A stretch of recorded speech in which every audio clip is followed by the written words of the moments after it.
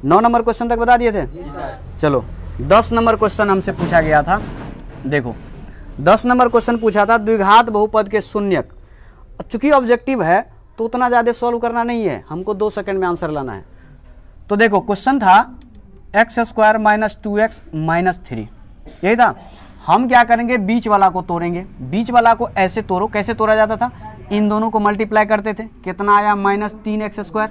बीच वाला को तोड़ो, यहाँ लिख सकते हैं -3x अब प्लस x लिख सकते हैं, क्योंकि ये जोड़े तो आया -2x, गुना किए तो -3x² आया। अब हमको क्या करना है, जब माइनस में हो तो आंसर किस में आएगा, प्लस में। ये प्लस में 1 है तो आंसर में क्या आएगा, माइनस में। ऑप्शन में देख लो, जहां पे 3 और -1 हो उसको टिक लगाओ। ऑप्शन नंबर कितना है, सी। ऑप्शन नंबर हो जाएगा इसका सी। 11 नंबर क्वेश्चन पूछा था हमसे कि यदि अल्फा एवं बीटा द्विघात बहुपद इतना के शून्यक हैं तो alpha plus beta minus alpha into beta का मान क्या होगा। देखो द्विघात बहुपद कितना दे रखा है, x² + 6x + 2। अब हमसे पूछा है alpha plus beta minus alpha into beta, ये क्या होगा। अब एक बात बताओ गधो, अल्फा प्लस बीटा होगा क्या, -b/a। क्या फॉर्मूला लिखें, नहीं। माइनस कितना, माइनस तो लगाना ही है। b कितना है, 6। a कितना है, 1 तो बट्टे के नीचे नहीं लिखा जाता, रहने दो। माइनस है तो माइनस, इसको सीधा करके लिखो -6, माइनस है तो माइनस। अल्फा इंटू बीटा कितना होता है, c/a। c कितना दे रखा है, 1 कितना दे रखा है, बट्टे के नीचे 1। आंसर कितना होगा, -8। -2 और -6 कितना होगा, -8। इसके बाद 12 नंबर क्वेश्चन देखो क्या दे रखा है हमसे। पूछ रहा है कि यदि बहुपद x² -kx -42, इसका एक शून्यक दे रखा है -3। एक शून्य कितना दे रखा है, तो हमसे पूछ रहा है k का मान निकालिए। अब एक बात बताओ, कई बार बताएं, जब एक शून्यक दे रखा हो उसी को x के स्थान पे बैठा दो और k का मान निकाल लो। x के स्थान पे बैठाएंगे तो ये हो जाएगा -3 का स्क्वायर कितना होगा, 9।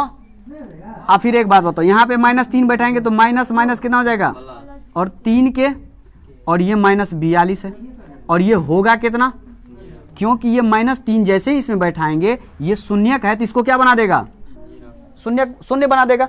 तो यहाँ पे बराबर में क्या लिखना पड़ेगा, 0। 9 और यहाँ पे 3 के लिखो, यहाँ पे कितना होगा -42 और +9 आएगा कितना, -33। अब बराबर में क्या आएगा, 0। 3 के बराबर कितना होगा, 33। 3 से काटेंगे 33 को कितना होगा, 11। के बराबर कितना, 11, और ये हमारा आंसर होगा। जल्दी से जल्दी कैलकुलेशन करने जिसको आता है वो फटाक से इस सवाल को बना लेगा। ऑप्शन नंबर कितना आएगा, option number C. 13 number question पूछा था हमसे। देखो 13 नंबर हमसे क्वेश्चन पूछा है कि द्विघात बहुपद जिसके शून्यक दे रखा है, शून्यक दे रखा है, इसका मतलब एक का वैल्यू अल्फा मानेंगे और एक को क्या मान लेंगे, बीटा, यानी कि ये 3 दे रखा है -3, अल्फा 5। अगर शून्यकों का योग दिया रहता तब क्या लिखते, अल्फा प्लस बीटा। अगर शून्यकों का गुणन दिया रहता तब क्या लिखते, अल्फा गुने बीटा। अल्फा गुने बीटा या अल्फा इंटू बीटी, बात एक ही हुआ। लेकिन यहाँ पे हमको ना योग दिया ना गुणनफल दिया है, हमको क्या दे रखा है, शून्यक दिया हुआ है। तो जब शून्यक दे रखा है तो एगो को मानेंगे अल्फा, एगो को मानेंगे। अब हमसे पूछा है कि द्विघात बहुपद ज्ञात कीजिए। कई बार बताएं द्विघात बहुपद होता है क्या है, x² minus alpha plus beta plus alpha into beta. अब इसको क्या करो, x² रहने दो माइनस अल्फा प्लस बीटा, इन दोनों को जोड़ेंगे कितना आएगा, 2। बोले काहे आए 2, अरे 5 प्लस, यहाँ पे लिखेंगे -3। अब ये 5 प्लस -3 घट के कितना आएगा, देखो यही बात हम लिखे यहाँ पे। x तो यहाँ पे पहले से था, अल्फा इंटू बीटा कितना 5 गुने -3, ये कितना आएगा, x² माइनस 2x अब प्लस माइनस माइनस 5 दिया 15। ये ऑप्शन कहाँ पे है, ऑप्शन नंबर डी। देख लो ऑप्शन नंबर डी में आंसर होगा ये, ठीक है। ऐसे ही क्वेश्चन हमसे पूछा गया क्वेश्चन नंबर 14, थोड़ा सा डिफरेंट है, ये भी गुणन बहुपद का ही है। बोल रहा है कि बहुपद px का एक गुणनखंड, एक बहुपद कोई सा भी होगा, कोई सा भी हमको होना चाहिए, कोई सा भी बहुपद होगा, उसका एक गुणनखंड दे रखा है x माइनस एक्स प्लस 2। एक गुणनखंड कितना दे रखा है? अब x प्लस 2 इस बहुपद px का अगर गुणनखंड है तो ई बात मान के चलो कि ई गुणनखंड जो होगा ना, इससे अगर हम भाग देंगे px वाले बहुपद में अगर कोई होगा तो वो क्या बना देगा? शेषफल 0। क्या बनाएगा? शेषफल 0।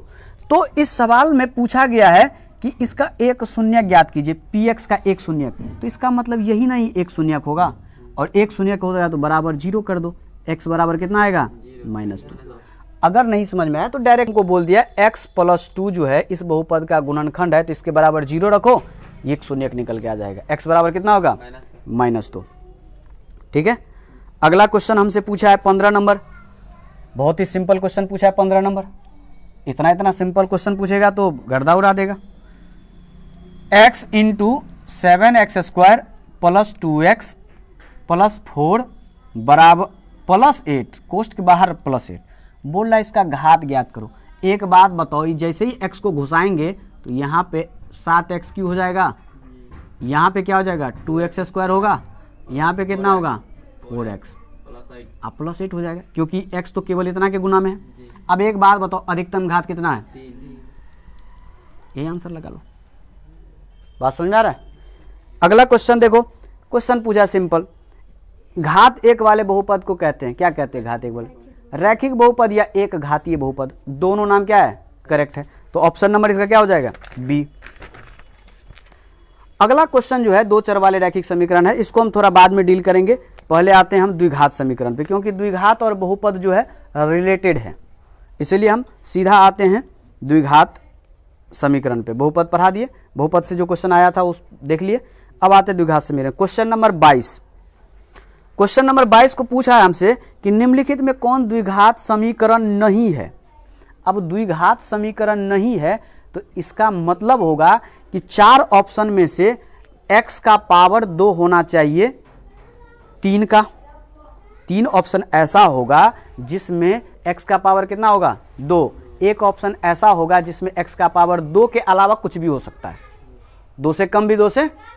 द्विघात समीकरण को सिंपल से कैसे पहचानते हैं? अधिकतम घात कितना होना चाहिए? 2 होना चाहिए, द्विघात द्विघात होना चाहिए अधिकतम। 2 से अगर ज़्यादा हो गया 3, जैसे इस क्वेश्चन में अगर पूछता कि क्या ये द्विघात समीकरण है, क्या ये द्विघात बहुपद है? नहीं, क्योंकि इसको जैसे ही सॉल्व करते हैं तो अधिकतम घात कितना आ गया? तो ये त्रिघात हो जाएगा। लेकिन हमसे पूछा द्विघात समीकरण नहीं है, तो द्विघात समीकरण अगर नहीं है तो इसका मतलब 2 घात नहीं होगा। चेक करते हैं ऑप्शन नंबर ए में, 22 नंबर क्वेश्चन है। ऑप्शन नंबर ए में देखें, ऑप्शन नंबर ए लिखा हुआ है x प्लस 1 का स्क्वायर बराबर 2 into x plus x minus 3। ठीक, अब इस क्वेश्चन को जब हम सॉल्व करेंगे, स्क्वायर होने की वजह से यहाँ पे एक्स स्क्वायर हो जाएगा। अब बराबर में इधर देख रहे हैं, जल्दी सॉल्व करने का, इधर देख रहे हैं 2x माइनस 6 हो रहा है, किसी भी एंगल से क्या ये एक्स स्क्वायर कटेगा? नहीं कटेगा। इसका मतलब ये द्विघात समीकरण है। हमसे पूछा गया कौन नहीं है, हमसे क्या पूछा गया? कौन नहीं है, तो ये तो है, तो ये आंसर नहीं होगा। ऑप्शन नंबर बी को चेक करेंगे, एक्स स्क्वायर माइनस 2x बराबर इधर दिया हुआ है -2 3 माइनस एक्स। अब एक बात बताओ, ये एक्स स्क्वायर रहने दो इधर, इधर देख लो बराबर के -6 प्लस 2x, क्या कहीं से एक्स स्क्वायर कटेगा? इसका मतलब ये भी द्विघात समीकरण वाला या द्विघात बहुपद है। द्विघात समीकरण भी है। समीकरण में और बहुपद में क्या अंतर है? बराबर 0 कर दो समीकरण, अब बराबर 0 हट गया बहुपद, तो द्विघात तो है। चलो ये भी आंसर नहीं होगा। क्यों नहीं होगा? क्योंकि हमसे पूछा है नहीं, ये तो है। ऑप्शन नंबर सी को देखेंगे, हमसे देखो ऑप्शन नंबर सी क्या पूछा है? x माइनस 2 एक्स प्लस 1 बराबर x माइनस 1 और x प्लस 3, यही पूछा है। हम इसको सॉल्व करेंगे, सॉल्व करेंगे तो ध्यान से देखो, इसको गुना करेंगे तो एक्स स्क्वायर इधर होगा और कुछ नहीं होगा, इधर रहने दो, बाकी को छोड़ो। इसको गुना करेंगे, एक्स वाला पे ध्यान रखना है। हमको जब भी द्विघात बहुपद द्विघात समीकरण पूछे तो चर मान को देखना है। बात समझ में आ रहा है? तो देखे इसको एक्स स्क्वायर, इधर भी देखे एक्स स्क्वायर, ठीक है। इधर देखें प्लस में, इधर भी देखें प्लस में।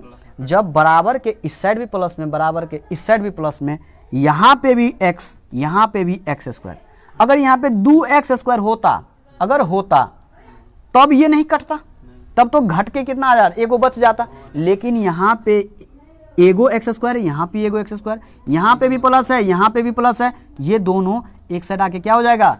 अब बताओ, इसमें अधिकतम घाते कट गया तो इसका मतलब ये द्विघात हो पाएगा, दो ही घात वाला कट गया, तो यही द्विघात नहीं है। अब ये नहीं है द्विघात, तो आंसर कौन होगा, यही होगा, क्योंकि हमसे पूछा कौन नहीं है। ठीक है, ये था 22 नंबर क्वेश्चन। ऐसे ही क्वेश्चन हमसे पूछा गया है क्वेश्चन नंबर 23, 4 के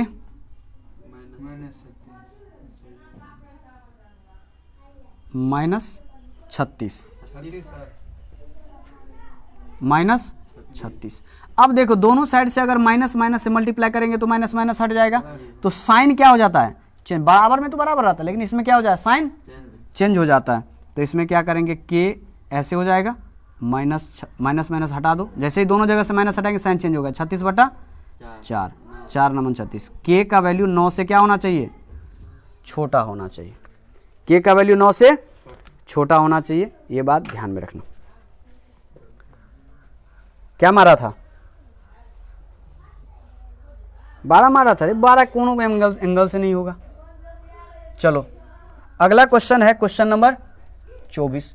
क्वेश्चन पूछा है कि द्विघात समीकरण के मूल ज्ञात करें। अरे मूल जैसे बोले ना, मूल और शून्य क्या होता है, बराबर ही होता है, मूल और शून्य बराबर ही होता है, तो हम वही रूल अपनाएंगे। देखो 2x² माइनस 5x अब प्लस 3 बराबर, बताओ इससे पहले भी हमने शून्यक निकाला था, कैसे निकाला था, उसी के हिसाब से बीच वाला को तोड़ेंगे, इन दोनों को मल्टीप्लाई करें तो कितना हुआ, 3 दूना 6x² कर लो ना, -3x और -2x, क्योंकि जोड़े तो कितना आया -5x, अब गुना किए तो 3 दूना 6x² और माइनस माइनस प्लस। अब बताओ ये माइनस में आंसर में कितना आएगा, प्लस में, ये भी माइनस में आंसर में कितना आएगा, प्लस में, बताए हैं। लेकिन ये कब होता है इतना ही आंसर, जब इसके पीछे 1 होता है, लेकिन यहाँ इसके पीछे क्या है, 2 से क्या कर दो, कटा कितना 1, तो आया 3/2 कॉमा, कहाँ पे ऑप्शन है 3/2 कॉमा 1, ऑप्शन नंबर ए, टिक लगा दो। क्वेश्चन नंबर 25 नंबर क्वेश्चन क्या पूछा है, बहुत ही आसान क्वेश्चन। देखो यदि द्विघात समीकरण ax² + bx + c बराबर क्या है 0, और कोष्ट में लिख दिया a बराबर 0 नहीं। देखो एक बार ये क्वेश्चन पूछा गया था प्रीवियस ईयर में, एक बार फाइनल एग्जाम में ये क्वेश्चन पूछा गया था, कभी भी a 0 क्यों नहीं हो सकता है, जैसे ही a 0 होगा ये द्विघात वाला क्या हो जाएगा 0, और जब द्विघात वाला 0 हो जाएगा तो क्या ये द्विघात समीकरण रह पाएगा, नहीं। जब द्विघात समीकरण नहीं रह पाएगा तो बचेगा क्या, एक घात समीकरण, तब यहाँ बचेगा bx + c बचेगा। बात समझ में आ रहा है, तो इसीलिए 0 कभी भी नहीं होना चाहिए।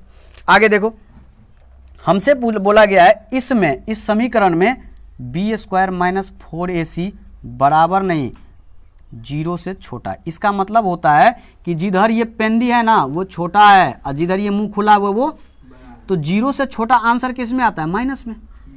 0 से छोटा क्या होता है, कोई भी नंबर माइनस में चल जाएगा, -1 -2 -3 -18 -101, ये सारे के सारे क्या है 0 से छोटा है। और ये सारे के सारे अगर 0 से छोटा है तो एक बात बताओ, ये विवेचक 0 से छोटा हो जाए तो क्या हो जाएगा, वास्तविक नहीं है। क्या हो जाएगा, वास्तविक नहीं है। ऑप्शन में अगर ऐसा है वास्तविक नहीं है तो ठीक है, नहीं है तो काल्पनिक ढूंढो, बात एक ही हुआ, वास्तविक नहीं है या काल्पनिक है। तो ऑप्शन में देखो वास्तविक और मूल समान होगा। समान कब होता है, जब विवेचक 0 के बराबर हो। अगर यहाँ बराबर आता तो वास्तविक मूल और समान हो जाता। वास्तविक और असमान, अगर असमान घूमे इधर आता, ये इधर नहीं बल्कि इधर रहता, लेकिन कोई वास्तविक मूल नहीं। अब कोई वास्तविक मूल नहीं, इसका मतलब काल्पनिक, वास्तविक नहीं है, तो ऑप्शन नंबर क्या हो जाएगा इसका, ऑप्शन नंबर सी हो जाएगा। अगला क्वेश्चन है कि 26 नंबर क्या दे रखा है, 26 नंबर यहाँ देख लो। 26 नंबर क्वेश्चन है यदि द्विघात समीकरण 7x² - 12x + 18 बराबर क्या है 0। ये दे रखा है हमको द्विघात समीकरण। तो इसका मूलों का योग, जोड़ लिखा हुआ है, योग लिखे जोड़ लिखे। अब मूलों का गुणनफल, तो सबसे पहले मूलों का योग कितना होता है, minus B by minus B, तो माइनस रहेगा ही। अब बी कितना दे रखा है, -12। यहाँ पे गलती मत करना, क्योंकि हम बहुत सारे स्टूडेंट को देखे हैं, जैसे ही -12 बी तो रहता है -12, बी कितना है -12, लेकिन जैसे फॉर्मूला -b/8 सीधा -12 लिख देता है, जबकि एक एक्स्ट्रा माइनस होना ही चाहिए। फॉर्मूला होता है -b/a, तो माइनस होना ही चाहिए। बी कितना है, b -12 है ना, ये थोड़ा सा तुम ध्यान में रखना। ए कितना है, 7। फिर हमको बोला गया मूलों का गुणनफल, तो मूलों का गुणनफल कितना है, 18/7। अब बोला का अनुपात, का अनुपात का मतलब मूलों का जोड़ और मूलों का गुणनफल का अनुपात। पहले मूलों का जोड़ दे रखा है, तो इसको बट्टा के ऊपर रखो, फिर मूलों का गुणनफल यहाँ पे बट्टा के यहाँ पे लिखो 7। अब बताओ माइनस माइनस कितना होगा, +12/7। अब बड़का वाला बट्टा के नीचे जो भी रहता है उसको पलटी मारना पड़ता है, तो पलटी मारेंगे तो 7 बट्टा कितना, 7 से 7 कटेगा, 6 से 6 दूना 12, 6 से 6 त्रिक 18, आएगा 2/3। अब 2/3 को 2:3 लिखते हैं। ऑप्शन नंबर डी जो बनाया है 27 नंबर। 27 नंबर क्वेश्चन है कि द्विघात समीकरण दे रखा है x² - 5x प्लस p बराबर कितना, 10। जब ऐसे दे रखा हो द्विघात समीकरण, तो बराबर के सेट क्या करो, पहले 0 लाने के लिए क्या करना पड़ेगा, इसको सीधा करो। 5x अब प्लस p था, इधर से आएगा तो -10, ठीक है। अभी इधर क्या हो गया, 0। अब देख लो यहाँ पे x² के पीछे जो होता है उसको a बोलते हैं, तो a बराबर कितना, 1। x के पीछे जो होता है उसको क्या बोलते हैं, b बराबर कितना, -5। अब जिसके आगे पीछे कोई नहीं होता उस टोटल को क्या मानेंगे, तो c बराबर यहाँ पे p -10 हो जाएगा। बात समझ में आ रहा है। आगे सवाल देखो, मूलों का गुणनफल दे रखा है -4। मूलों का गुणनफल फॉर्मूला क्या होता है, c/a। फॉर्मूला क्या होता है, c/a। तो c कितना है, p-10। a कितना है, बट्टे के नीचे 1 लिखा नहीं जाता है, इसको ऐसे रहने दो। अब मूलों का गुणनफल होता इतना है इस समीकरण से, लेकिन हमको सवाल में मूलों का गुणनफल दे रखा कितना, -4, बराबर लिख देंगे -4। बात समझ में आ रहा है। अब यहाँ से p बराबर कितना हो जाएगा, -4 तो था, इधर से जाएगा उधर +10, होगा कितना, p बराबर 6। जो भी आंसर लाया है वो क्या है, करेक्ट है। कौन बना, किसका है, -4 मार दिया आंसर, कितना होगा, 6 आंसर होगा। अगला क्वेश्चन पूछा है क्वेश्चन नंबर 28 विवेचक पूछा है। देखो इस टाइप का क्वेश्चन कई बार पूछा जाता है, तो कंफ्यूज नहीं होना है, घबराना नहीं है। क्वेश्चन दे रखा है कि x² + px + q बराबर 0 का विवेचक है। विवेचक मतलब d निकालिए, और d बराबर होता क्या है, 4ac। अब बताओ b, यहाँ पे इस समीकरण में b कितना है, p² होगा। बोले सर p² कैसे, b के स्थान पे क्या होगा, स्क्वायर था तो स्क्वायर, -4। a का काम कितना है, a कितना है, 1। c कितना दे रखा है, कोई घबराने की, जो है एक माइंड में बैठा के रखो। यहाँ हो जाएगा p² - 4q। ऑप्शन नंबर कितना, ऑप्शन नंबर गधा ए होगा, सी बोल रहा है, प्लस थोड़े होगा। Option number A. ये था तुम्हारा द्विघात समीकरण और द्विघात बहुपद का क्वेश्चन। आज यही रहने दो, अगले दिन हम देखेंगे इससे आगे क्या क्या पूछा गया है, ठीक है।